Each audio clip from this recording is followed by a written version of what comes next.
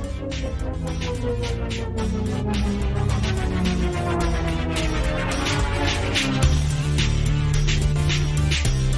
is Scott. This is Rebecca. Welcome to Hardy Party of 5.5. It's kind of like a variety show. That's right, a smile for your ears. So keep your arms and legs inside the vehicle at all times and let's see where this roller coaster takes us. So often I can slip into being a perfectionist instead of striving for excellence. Perfection is literally impossible. Something that has shaped my career has been hard work. My dad has just instilled in me the idea of be so good that they can't ignore you. It was senior day today here at Howe Field in Eugene. Janie Takeda, yeah, look at her living large on that building. One of 4 seniors honored before the game, and what a day at the plate for the 2-time All-American, going 4 for 4. Home run, double, a couple of singles. Seeing at the plate, how good did it feel? Early in the weekend, I was being a little timid at the plate. Wasn't really quite feeling myself, and my dad and Coach K really helped me walk through my at-bats and told me just be aggressive and be myself. So that's what really helped me today, to just go up to the plate fearlessly. She had the hot shot that just bounced the wrong way for the United States the last inning. They've got one more at-bat to try and make something happen. Fujita sends one deep, and Janie Reed robs her of a home run and pulls it back into the yard. Stage with the U.S. renewing its rivalry with Japan in the quest for gold. In the end, okay, so Japan took the gold, but you can still proudly call Team USA silver medalists. How lucky are we? The entire team is with us today. We got everybody with us, and we're so happy to have you guys. Janie. God, that got all my way. My sweet girl. To be standing up here with you today is nothing short of a supernatural miracle. Looking at you right now, I can't help but feel like the most undeserving man in the world. You are absolutely beautiful, Janie. Jake, I vow to remember who you are and believe the best in you. I vow to always have your back, whether you're standing right next to me or far away. I give you my loyalty and respect forever.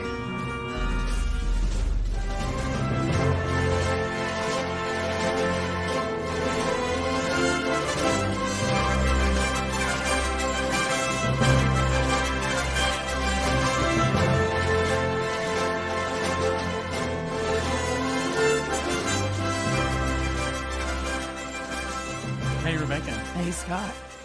Oh, my word. Rebecca, what's up with your voice? Well, it left me yesterday at some point, and it hasn't come back yet. It just ran away. I don't know where it went. You sound like Demi Moore if she had pneumonia. Oh, my gosh. I'm not going for that. But we already had this awesome interview on the calendar, and I wasn't about to miss it because, big time women's softball sports, so great. So this interview is with Janie Reed. She played on the U.S. Women's Olympic softball team. They took the silver. We already had this scheduled. I didn't care how hoarse I sounded. I'm coming after this interview. Yeah. You're here to play no matter what. I'm here to play. You're fighting through injury for us. That's right. Well, I appreciate that. Yes. And so without further ado, here's our interview with Janie Reed. All right. Well, thank you so much for joining us. We're so thankful you're here. So exciting. Kind of fangirling. My favorite movie is A League of Their Own. We play a lot of softball, we'll get to that, but just awesome. Super cool to have you here as a couple of old fans.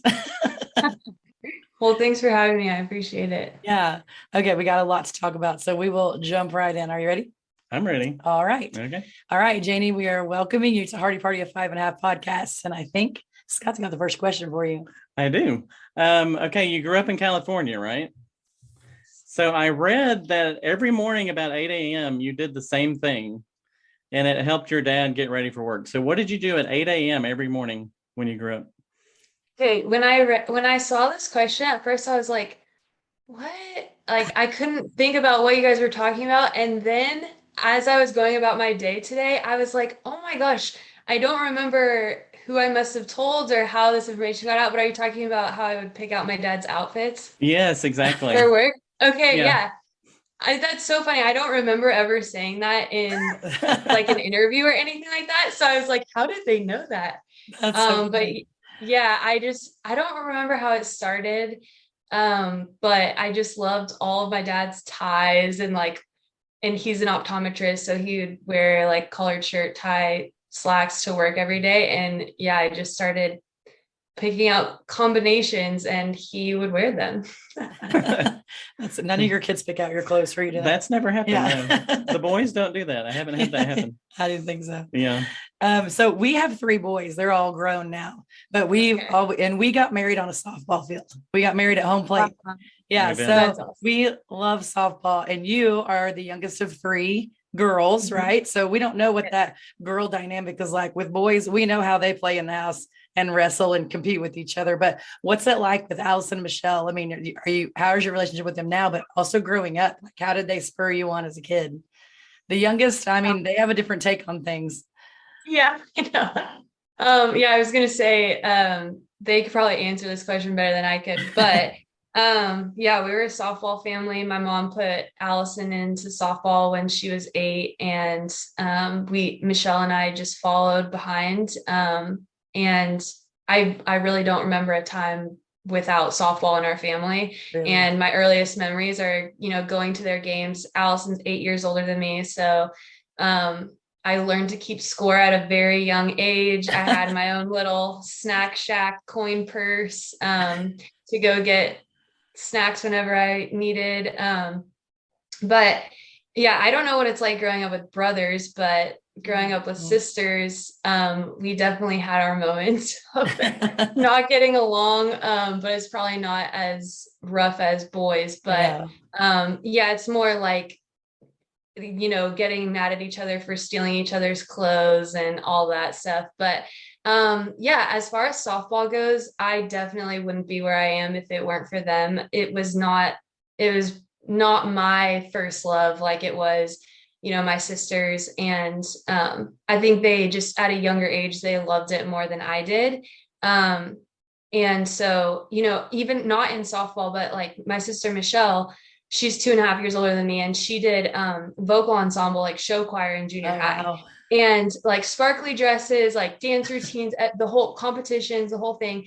If she hadn't done that, like I would have never had the courage to try out for something like that. Like we play softball, it seems so opposite. And so there's so many things that I'm just so thankful that like my sisters did. And I could just like, oh yeah, I'll try out for vocal ensemble too. But then thinking back, like I probably would have never done that. Or, my parents knew so much about the travel ball world in softball, like by the time I got to that level, because my sisters had been through it before. So my middle sister always jokes, she's like, yeah, I had to have the hard life so that you could live the good life. Our youngest actually might say the same thing. Yeah, I think the youngest. Well, and with parents, I think you kind of do a trial and error on things, and you learn as you have more kids, you kind of learn, oh, this is what I need to do, and the youngest kid tends to actually be like the most flexible. Like you're like, all right, cool, I'll try it. Where older ones tend to like have a little bit more of a challenge testing those waters.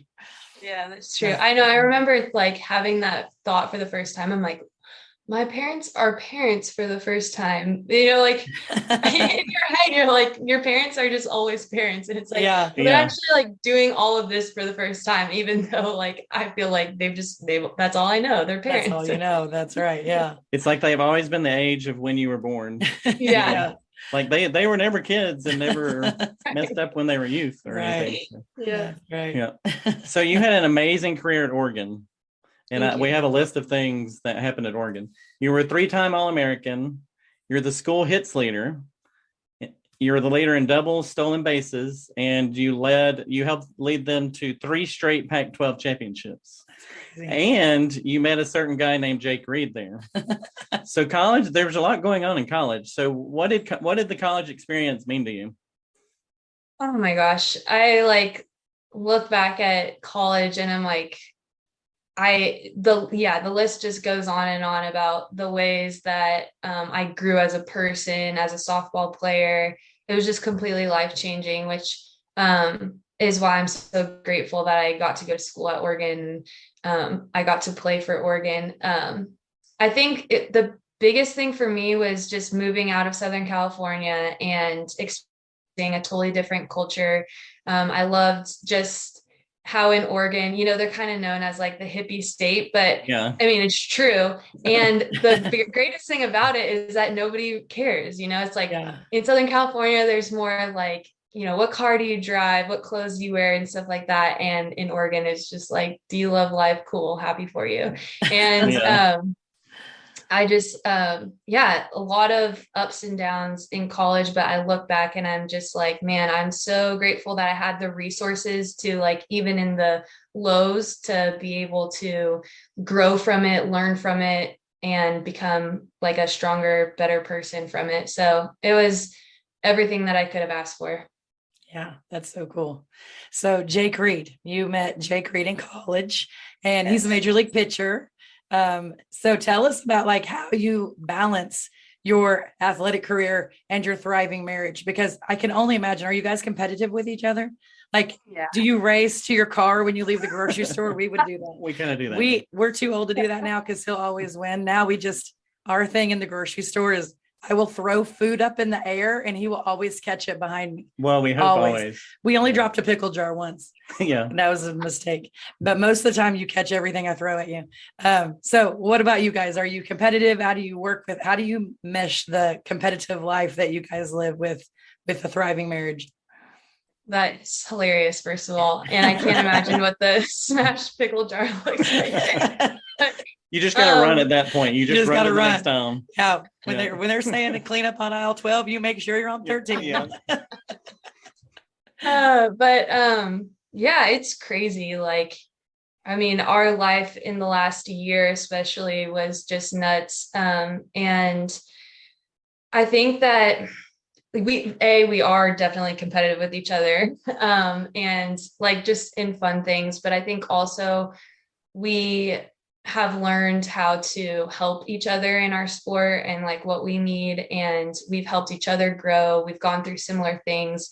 And I think our competitiveness in a real life way probably shows up the most in just like our willingness to make it work, and make the crazy schedule work, and to not let it get the best of us, because there were plenty of times last year where I was like, all my teammates are going home in between training camps and re-energizing, and I'm just going to wherever he is, during that 2 weeks, still living out of a suitcase, like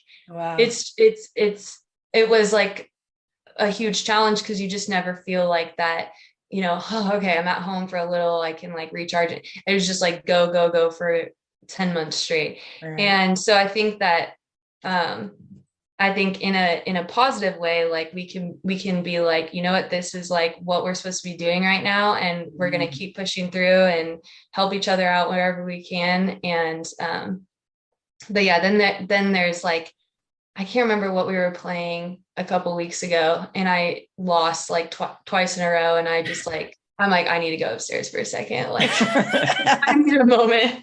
There might be some trash talking going on. Yeah. I'm the best trash talker. Yeah, you are. I'm not great at it. I can't back it up a lot, but I can talk it all day long. You are really good at it. I love that. You could give lessons on trash talking. You really could. Yeah. So you have to when you have all these boys. So to back up just a second, how did y'all meet in college? Well, we were freshmen the same year, so same age, and baseball and softball we had like the freshman classes had a class or a couple classes together, like a group of freshman baseball players, freshman softball players, and then we also lifted at the same time. So it's like added me on Facebook. Hey, you guys should come over tonight. Things like that. So that's kind of how we met. And yeah. Because our middle son's a football player, and he met a volleyball player at another school. In college. So we kind of had two athletes kind of meeting in college there. So and they get pretty competitive. Yeah, too. they do. And as the football player, he tends to hit her in the face a lot. He Accidentally. does. He smacks her a lot. Just by accidentally. accident. We try to talk to him about that. He'll get it, like he gets excited, like he watches every football game that's on. So when he gets excited, he'll like lift his hands and hits her in oh the my face. gosh. Yeah. Jake is the same way. They'd probably be friends. I'm gotta like block. dodging. Block. Yeah, I'm like Or give him the man seat so he has plenty of room to between each of you. Yeah. That's so cool. So we had like the winter games are this week. It's hard to believe the Olympics are coming up again because y'all just got done. It's been so weird Seems lately. like we just got done, yeah. Yeah. So what was you were on the Olympic team that got the silver medal in softball. It was awesome to watch. It was fun. And so what was like the process to get on the team? And then what was it like to finally make the team?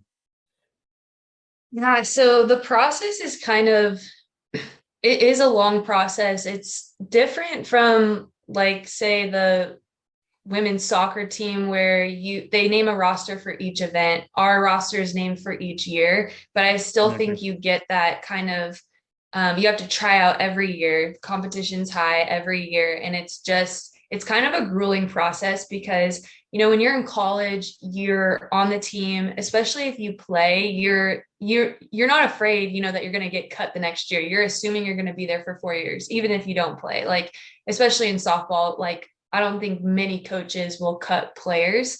And so it is a mental grind to try out every year. I called it annual anxiety because it was just like 2 months, especially during the holidays, because tryouts are normally the first week of January. So your holidays are just, stressful, trying to train and get ready for this 1 week of competing against the best in the country and the world.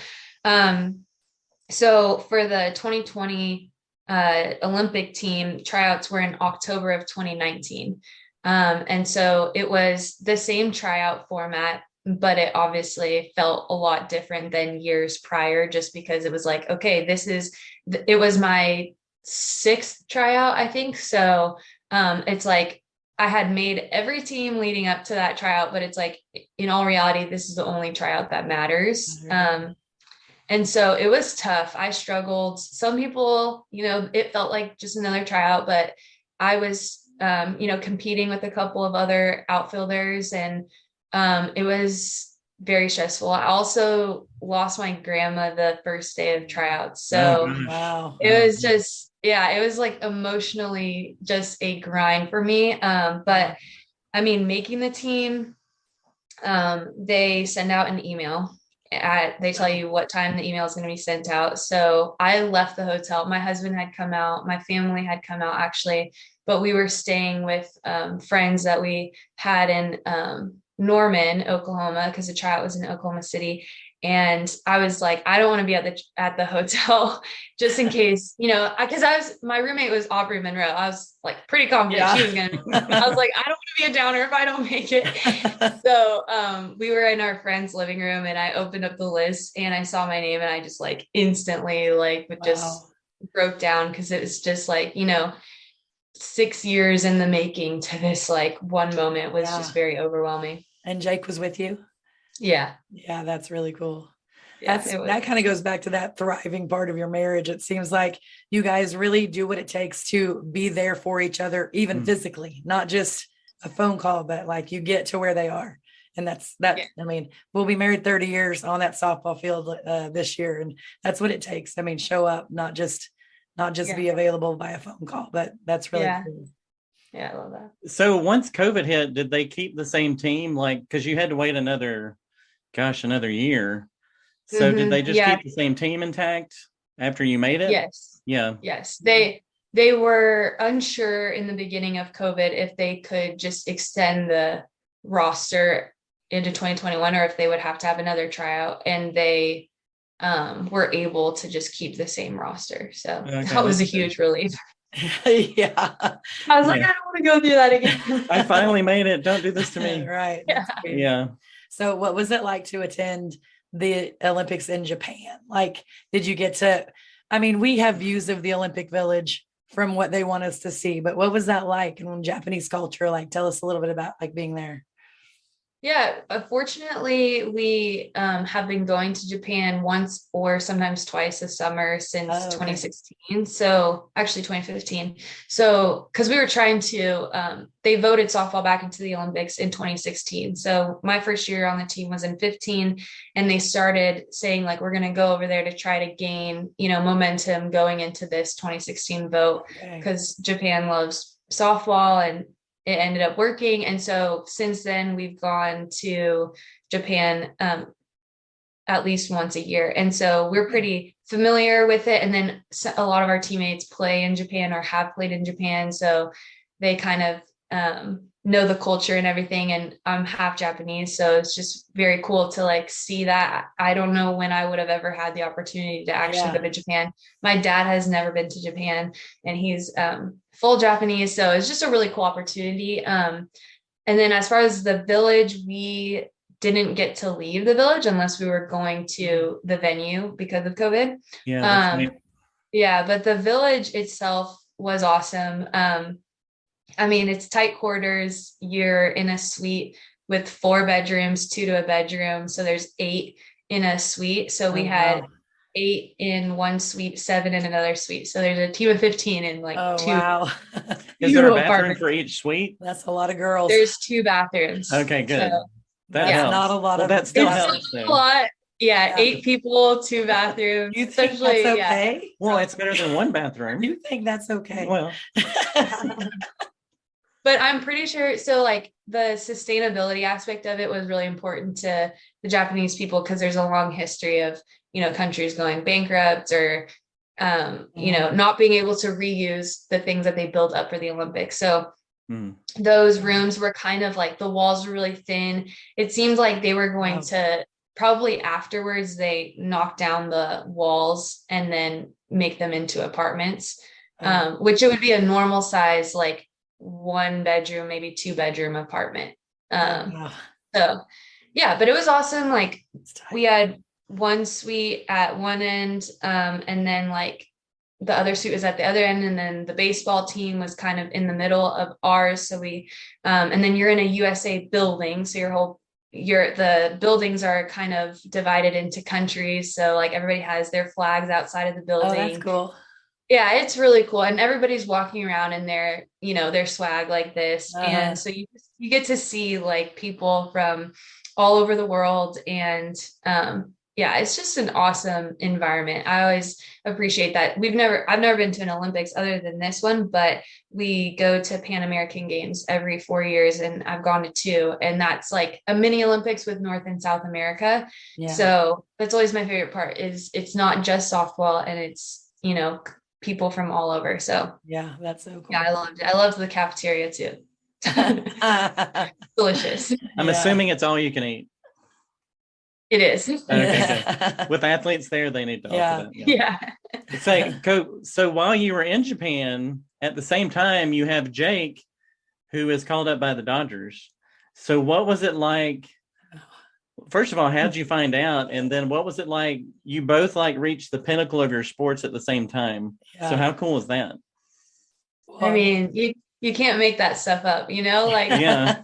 It's just so crazy. Like looking back, just the, the layout of softball not being in the Olympics until 2020. And then him, he's had plenty of success in his minor league career, plenty of opportunities to get called up, and he just hadn't. And so I just look at that like culmination happening at the same time. And I'm just like, yeah, that's all God. 'Cause you can't make that up. But yeah, so we went to Japan. We flew there in the first few days of July to train. We train at a US base, usually when we go over there for longer trips to just sort of get acclimated, time change and everything like that. So we were on a US base in Iwakuni, and he had gotten pulled up to the taxi squad, which is like two or three guys that are just ready. It kind of started during COVID, just in case someone tested positive, and then they they already had someone, because there's a rule like you can't fly commercial within 48 hours of being activated or something like that. So they would fly guys in, have them there just in case. And so now I think they kind of use it for COVID, but also like if someone throws, too many pitches one night, they can activate someone really quick. And so he was told he was going to join the taxi squad. And so we were like, oh, that's cool. Like a step closer, but he still wasn't on the 40 man or anything like that. And then he got told like, okay, so the plan is that you're going to be activated. You might be activated tomorrow or something like that. And then, so then he told me like, keep your phone by you. And I was like, okay, no matter what time it is, like call me if you, because I would understand if his parents were his first call. Obviously, I love them. They've been there since the beginning, but I've always wanted to be the first call, Yeah. Like, I wanted to be me. And so then, Dave Roberts told him like, okay, yeah, Reed, we're going to activate you today. And he was like, okay. And then he was like, wait, is this your debut? And he was like, yeah. And he was like, oh my gosh, I'm so sorry. And like gave him a hug and everything. And so then he walked out to the stadium, and then I woke up to my phone buzzing underneath my pillow, and it was like 4 a.m. or something like that. And I was like, oh my gosh, there's only one reason why he would be calling me right now. So I I answered the FaceTime, and it was just a really cool moment to be able to share, even though we weren't together. And a lot of people were like, oh, are you bummed like you didn't get to be there? And I'm like, that thought never once crossed my mind, because I was like, I'm here for the Olympics. Yeah. You had something going on yourself. Yeah. So I'm like, and I wouldn't wish the timing had been different at all. It was the timing was so cool. And I was like, this makes perfect sense for like our life. It fits the script. Yeah, for sure. Could you even fall back asleep, or were you up for the day? Yeah, no. So then I FaceTimed like my family and told them, and then I sent a group text to like my closest friend on the team. And I was like, I'm sorry, it's like 5 a.m., but Jake is like getting called up today. And then one of my teammates, Michelle Moultrie, she was like, I just happened to like wake up and see your message. She's like, can I come give you a hug? So she like runs down the hall at like 5 a.m. and like gives me a hug. And then, we're all getting up pretty early because of jet lag. And so like 6 a.m. ish, 6:30 a.m., like my friends come to my room, and we like made waffles, and they just like celebrated with me, and it was amazing. That's so cool. So did you get on the MLB app and follow him? What time was his game? So his game was during our practice that day. Okay. So everybody found out. And so then, we were practicing, and then I asked my head coach, I'm like, can I have Chris, our director of ops, director of national teams, I'm like, can he watch the game? And like, when he gets in, can I like step out and just watch? And he was like, of course, like, that's cool. Coach Erickson's a huge baseball fan, and obviously he's known like our story. I've been on the team for a while. So yeah, Chris like called me over, and so I got to watch it live. I got to watch his outing live. That's so cool. So how did he do like in his first? He did good. He got like, I think the first batter was like a ground out or something, and then he got his first strikeout like within the first 2 batters, which was like nice to just get that out of the way. Yeah. And then like it was a controversial, it was not ruled an error, and then it was ruled an error, and then they changed it back to not being an error. So he did technically allow 1 run, but it was an error. It was questionable. We all know it really wasn't. It was questionable. We all know. That's awesome.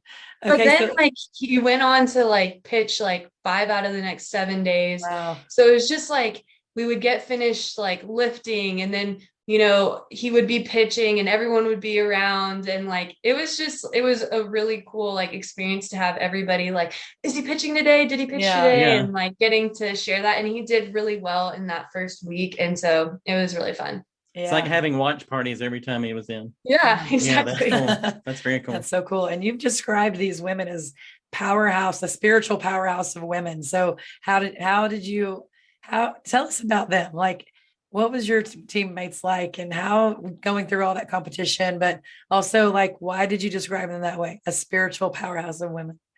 Well, so me and there's a big group of us that, we have Bible studies and we do worship nights, and it was really cool to have that community on the road because, we're usually not able to go to church or, be involved in a church community because we're traveling so much. And so it was just awesome to have that on the team. Like, just the odds of having that many people that, wanted to spend time praying together, spend time worshiping together, doing a devotional together is just amazing. And so, yeah, there's like some nights, the night before our first game, I think we had like our whole team out in the halls, and we were, Michelle Moultrie travels with her guitar. She's a travel guitar, and she brought it all the way to Japan. And so we were just playing music, and people just started coming out of their rooms. And, even if it's not a part of everybody's everyday routine, I think it was appreciated and respected by everybody. And so it was just a really cool experience to have that with the people on my team. And our team was just full of like great people. And so it was just awesome to experience that with just good humans, Yeah, for sure. And then obviously, like, I have some of my best friends on the team, and we do ministry together. And so, having them there, I think it still hasn't hit each one of us. Like, what are the chances that God gave us each other, to go through this experience with one another? Because none of us were really friends before we made it to the USA team. And now we're like best friends. So it's pretty crazy. Cool. So how does your Christian faith impact like how you play, how you work, how you practice in and out, like every day?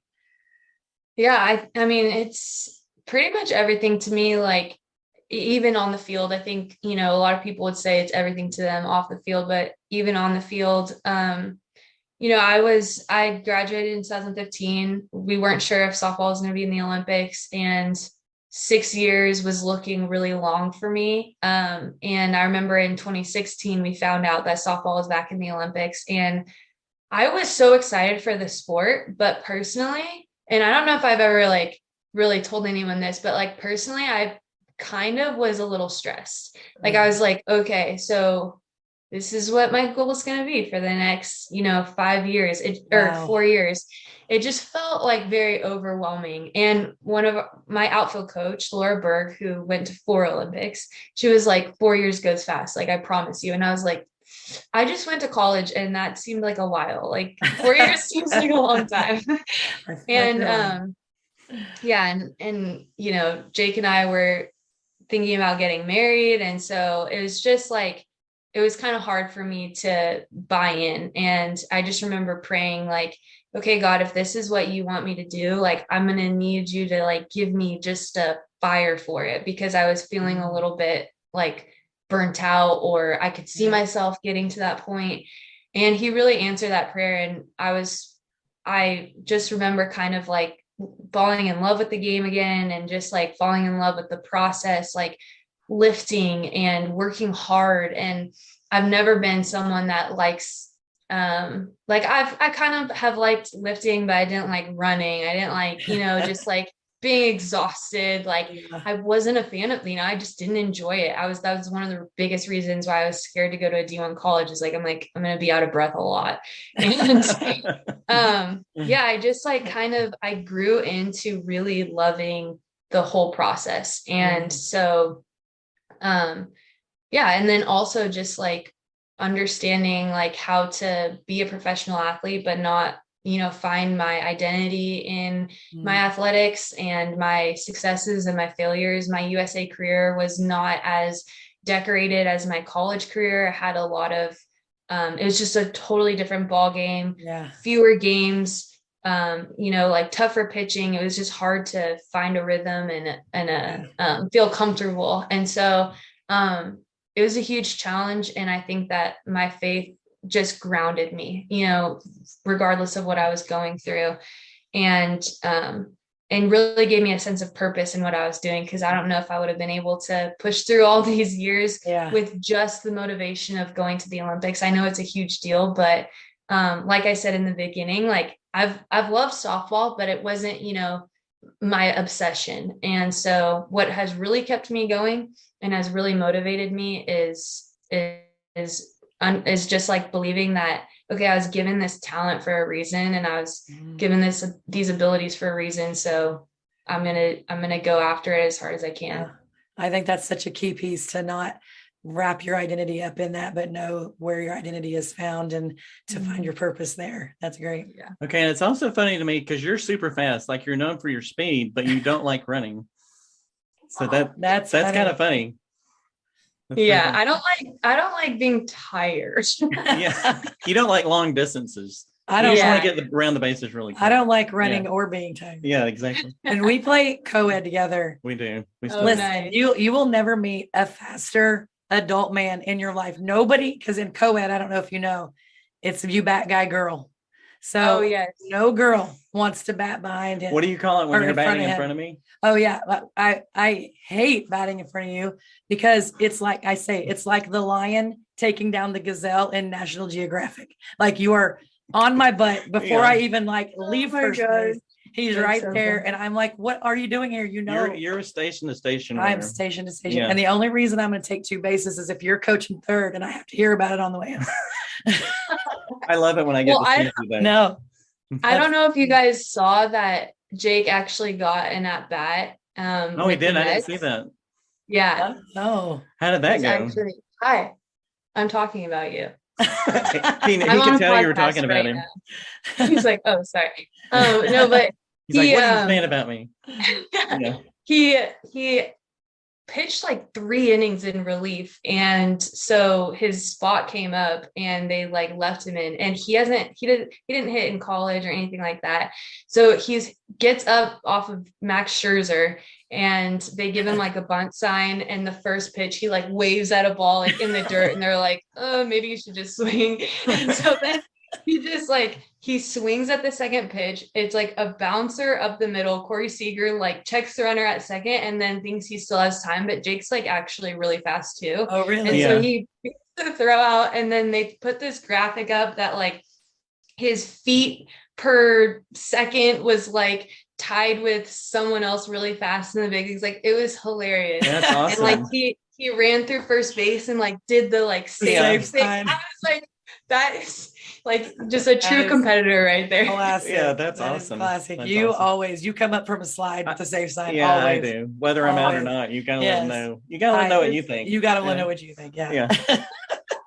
So, like for young athletes out there, like being a Christian athlete, it's hard sometimes to balance, you know, your competitiveness and wanting to do well. So, what are some things you do to you mentioned being grounded, but like even within a game when you make mistakes, how do you not tear up the dugout? Or because that's something that any of us can do when we get upset. So are there things that you do to kind of remind yourself, okay, here's what I'm really here for as a Christian athlete? Yeah. And I was a crier my whole, like growing up, like it took a lot for me to stop crying when I got out. My mom was like, okay, it's getting to the point where this is embarrassing. I just get so frustrated. And I learned to obviously stop crying, but inside I still felt the same. You know, it was just this like sense of like agony when I would, you know, not do well. And really, like when I was in college, I was like, I'm so tired of feeling this way, you know, like, yeah, I can fake it on the outside that like everything's fine, but also I'm not very good at faking it. You can usually tell what I'm feeling when you look at me, but I was just like really tired of being that type of teammate, just like not outwardly like crazy, but you know, if someone feels like, oh, don't talk to Janie right now, she's still upset. Like, I don't want to be that type of teammate. And I was just really tired of feeling so frustrated every time I didn't do well. And then I remember like I was in college and I was growing in my faith, and I'm like, what am I playing softball for? Like, what is softball for? I could be going on mission trips or like helping people that need food or water or something. Like, I was having a very existential moment. And I just remember like thinking, like, I just really felt like God reminded me that like there are people suffering like all over the world, but there are also like people suffering on my team. And I've been put on this team for a reason. And I can be a light to the people around me. I can encourage people around me. I can love people really well around me. And that just gave me a whole new perspective on how to respond to failure, because I started looking at it as an opportunity to show my teammates, like, this isn't where my joy is. This isn't where my hope lies, and I just kind of had that conviction of like, when I act like it's the end of the world, like what I'm communicating is that it is the end of the world for me and that my identity is in this and not Jesus. And like, if I'm trying to share Jesus with my teammates, like, then I'm kind of giving them this false image of what it means to, have your hope in the Lord. Yeah. And so that changed big time for me. And then, just learning that you work as hard as you can, because I think that's the temptation too for some people who become Christians. They're like, I need to quit sports, like, because what am I doing? Or I don't like how competitive I do feel in these moments. But I think like it's, God's given you gifts and abilities, and so you work as hard as you can. Yeah. But then in the end, you have to just understand that ultimately it's up to Him. So I kind of like to think of it, the image of just kind of opening your hands, you're working as hard as you can, and then it's just like in the end, like it's ultimately up to Him. And so just kind of keeping that perspective. That's the good stuff right there for sure. So we talked about your connection with your teammates on the U.S. team, your spiritual connection. So that kind of turned into something called Church on the Dirt. So tell us what Church on the Dirt is all about.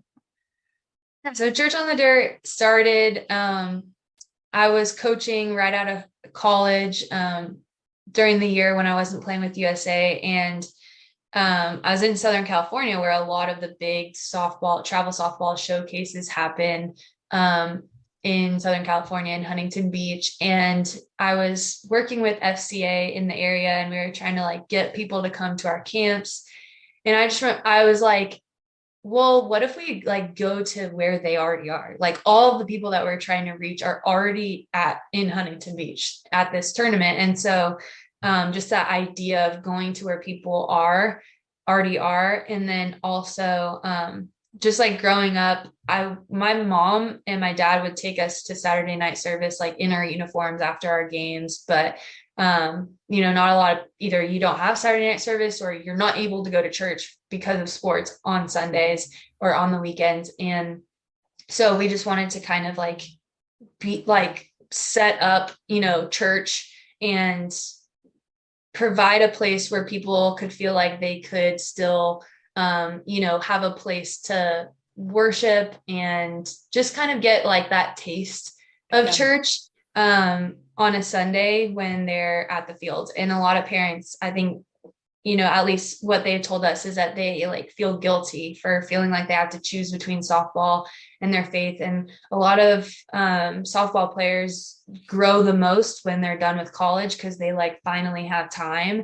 And so we're just like, that shouldn't be the case. So we're trying to just show people that like even if you can't be there, there's still ways that you can incorporate it into your weekend. And then obviously it could still be the center of your life, even though it might look different than people who are at church every single Sunday. Yeah. We kind of did something like that too with our kids, because it's a big deal, when you have kids and people are like, are you going to take your kids out of church on Sunday to go to this game, or are they going to be at church? I mean, it's a controversial thing. You'll get there one day. And you're like, if your team's going to have to forfeit because you decided to go to church instead. And so we were faced with that. And we kind of did the same thing with one of the teams we coached with one of our kids. And we said, hey, warm up starts at 9. We're going to be at the field with donuts and orange juice at 8:15 for Bible study. So you guys want to come out?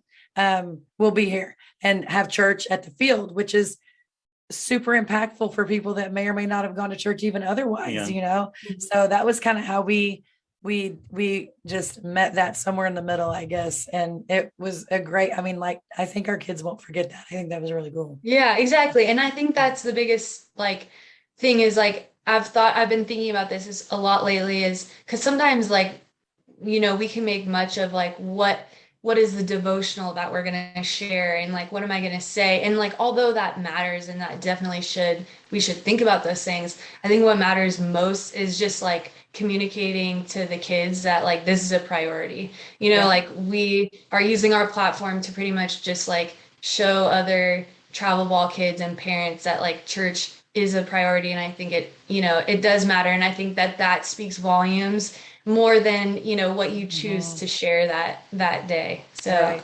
And that's awesome. I love that you guys did that. And it doesn't have to have four walls. Yeah, exactly. When I love what you said about not like being a top college athlete, you felt like you didn't have time. And I love how you talked about you should incorporate it into your life. It shouldn't be something, because really our middle son that we talked about, Jake, his girlfriend is a big time volleyball player, and that's all she's always been so focused on that. Mm-hmm. And for this semester, she decided I'm not going to play. And she's realized how much she didn't focus on her faith while she was doing that. Yeah. So just when you said that, it kind of like, oh yeah, that's exactly how Kate has felt. Yeah. Because she spent so much time ingrained in her sport that she didn't feel like she had time for other stuff. Yeah. Yeah. It's a huge commitment. I can't even imagine. It is. Yeah. And I think just figuring out like, what works best for you. And I think it ultimately is about your heart. Like, I think that's the biggest struggle. Like, college athletes, they have to go to like 6 a.m. wait. So it's like, I'm not getting up before that to do a Devo in the morning. Yeah. That's hard. And so, and like, so, maybe your time is in the evening or whatever, but I think just like prioritizing it and following through with that, I feel like, ultimately God cares about your heart. And so I think he honors that. Like, there have been times where I knew with our schedule, I'm not going to get time with God in the morning, but I can get time with him in the evening. And so even though I prefer, to have it start my day, like I could do something else in the morning, just like acknowledge God, and then, kind of have more of an in-depth time in the evening. But yeah, it's so hard. And finding new routines, like that's something, my schedule is always changing. It's always different. We're always in different places. And I think sometimes you figure something out that works for you, and then something changes and disrupts that, and it can just like throw everything out of whack. And so I think, it's when you're in a sport and you want to prioritize your faith, it takes a lot of like figuring out, and it's not going to be as easy as someone that's able to go to every Wednesday night, every Sunday, Right. So for sure. So what is next for Janie? What's on your plate now? Where are you headed? Right now, well, we bought a house in October in San Diego. Great. So San Diego? we love San Diego. We do love San Diego. We should visit. We should. It's pretty amazing. I can't believe that we live here, but so we've been just kind of trying to settle in. We haven't had a home base pretty much ever. And so that's been really nice. We're waiting to hear when the baseball lockout will end so we can go to spring training. So that's kind of TBD. And then just diving back into Church on the Dirt, been kind of, busy the last year. So hadn't really gotten to do a lot of that. And then also I'm working with a company called Hit Tracks, which is, I don't know if you guys have heard of it, but it's like a simulation system. So cameras and technology that when you like hit a ball, it'll tell you like what's the exit velocity, how far is it going to go, and it's kind of like looks like a video game screen. It's awesome. But they're trying to launch on their fast pitch side an app called Riser, which they have 4 instructors right now. I'm one of them, and we record hitting lessons and then also mental training lessons. And so it's kind of like a online coaching platform. So I've been doing that, and that's really awesome. I love it. I love that mental training is part of it, because I feel like we can connect with so many young athletes. For sure. Have you been working with Jake on his running and his base on his base running, just On in his case. Primary on his secondary leads. Yeah, primary, secondary lead. Yes. I mean, it comes natural for him. But what Yeah. I have been telling him that we do need to work on his hitting because his hitting is a little. It's like, don't embarrass me while you're up there. Maybe he can Right. download the app. Yeah. You know, maybe he can get that. Yeah, So he's exactly. is he signed with the Mets? Like he's with the Mets, right? Yes. Yes. Does he find out news about baseball just like we do? Like there's a tweet Yeah. or ESPN. Yes. He didn't really get a secret phone call or anything, does he? No. And No. whenever people ask him, like, so what's going on with baseball? He's like, just as much as I do. That's his line. And then, I mean, even like the Mets offering him a contract for 2022, he was at a Christian baseball conference and his mom saw a tweet and then that like the Mets had tendered him a contract and like sent it to me. And I was like, how come you didn't tell me? He's like, this is me finding out right now. Oh man. I didn't know. Wow. That is so we think crazy. it's so complicated and they make sure the player knows and all that, but they really don't, do they? It's not that complicated. Yeah, it's just like he finds out like we do. Okay. Yeah. I have one last question. Okay. What is your Okay. degree in? Journalism. Oh, cool. Okay. Just Yeah. curious. I mean, Yeah. I didn't know if it played in any of this technology stuff you were doing. Yeah, not really. I mean, I thought I wanted to be a sideline reporter. That's Okay. like why I picked journalism. But then going to school, I got to do like photojournalism, videography, and so I really fell in love with storytelling. And so I think more than anything, that's probably how like things tie in together for me is just kind of like sharing my story, sharing other people's stories, stuff like that. Yeah, that's so cool. Very cool. Yeah. Well, we can't thank you enough. This was so Yeah. fun for me, like total It was girl. awesome. I mean, You guys if you're are ever in fun to Texas on a Friday night and you want to play a pickup softball game, that's when we usually play co-ed, pretty low key, so, slow pitch because we're old. Well, And, we could have Janie as the ringer, and if Jake happens to be with you, I mean, if he happens, yeah.